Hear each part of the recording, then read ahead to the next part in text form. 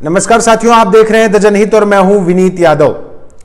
प्रधानमंत्री के आर्थिक सलाहकार विवेक देवराय को गिरफ्तार करने और उनके ऊपर मुकदमा दर्ज किए जाने की मांग और जोर पकड़ने लगी है। उत्तर प्रदेश की राजधानी लखनऊ में संविधान संरक्षण मंच से जुड़े हुए लोगों ने हजरतगंज थाने में जाकर एक एप्लीकेशन दिया है और उस एप्लीकेशन के जरिए मांग की है कि विवेक देवराय के खिलाफ देशद्रोह का मुकदमा दर्ज किया जाए।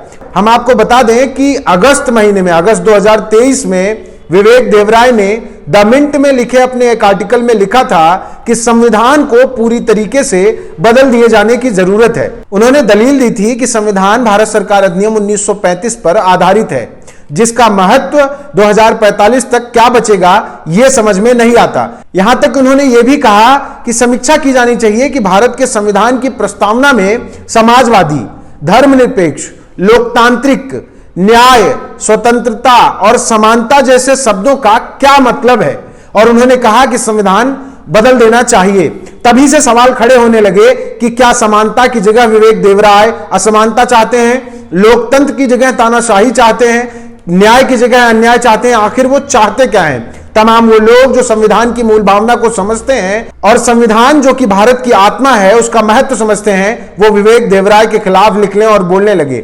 यहां तक कि आरजेडी के राज्यसभा सांसद मनोज झा ने इनके जवाब में कहा था कि विवेक देवराय ये चाहते हैं कि राजा के मुंह से निकला शब्द ही कानून बन जाए। इस पूरे मसले पर एफआईआर कराने गए संविधान संरक्षण मंच के राष्ट्रीय संयोजक गौतम राणे सागर साहब से जब हमने बात की तो सुनिए उन्होंने क्या कहा। वो व्यक्ति एक लोक सेवक है और लोक सेवक का एक दायरा है, एक मर्यादा है।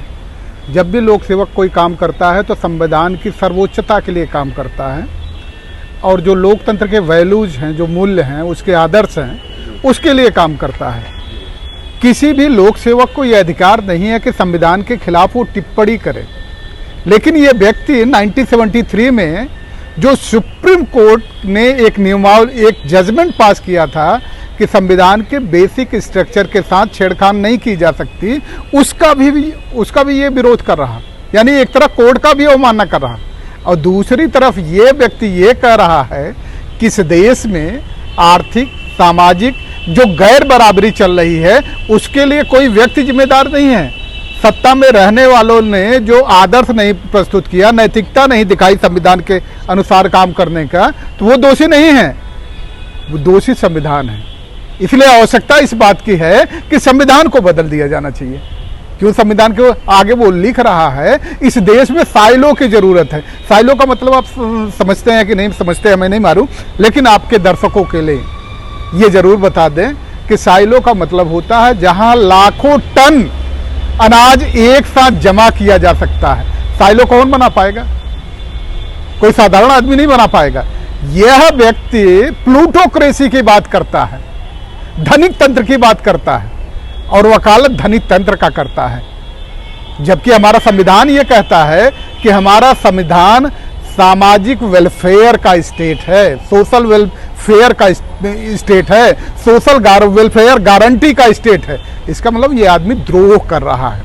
क्या आपकी एफआईआर दर्ज हुई? क्या एफआईआर अभी दर्ज नहीं हुई। एसीपी ने मार करके भेज दिया है एसएचओ को इनकी एफआईआर दर्ज के, जो उनकी प्रेस्क्राइब भाषा होती है कि जांच कर इनकी प्राथमिकी दर्ज की जाए। हमें पता है कि शायद उनके भी हाथ पांव बंधे होंगे, वो सोच रहे होंगे क्या हमें भी नौकरी करनी है। तो संविधान के खिलाफ जिसने टिप्पणी की वो प्रधानमंत्री नरेंद्र दामोदर दास मोदी के नीचे काम करता है और नरेंद्र दामोदर दास मोदी की जब इतनी हैसियत नहीं है कि अपने नीचे काम करने वाले को जो संविधान के प्रतिकूल टिप्पणी कर रहा, बदलने की बात कर रहा है, उसको नहीं बदल पा रहे हैं, जबकि तुरंत बदल दिया जाना चाहिए। लोक सेवक रूल के तहत तुरंत बदल दिया जाना चाहिए। जब प्रधानमंत्री नहीं बदल पा रहे हैं तो एक एसीपी बेचारा क्या करेगा? वो भी सोच रहा होगा कि जितना दिन टहला सके तो टहलाते हैं।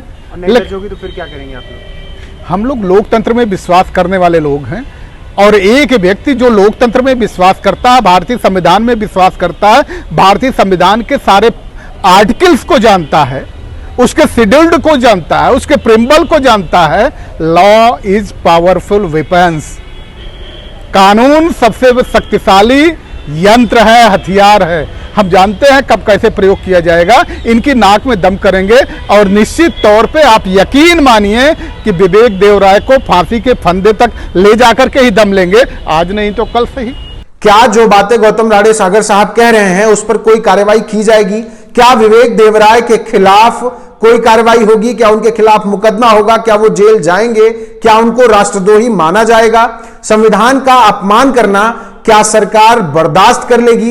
तमाम सवाल खड़े हो रहे हैं। इन सब का जवाब भविष्य के गर्भ में है। बाकी बने रहिए हमारे साथ। चैनल को सब्सक्राइब नहीं किया तो सब्सक्राइब जरूर करिए और इस पूरे मामले पर आपकी क्या राय है हमारे कमेंट बॉक्स में बताना मत भूलिएगा। धन्यवाद।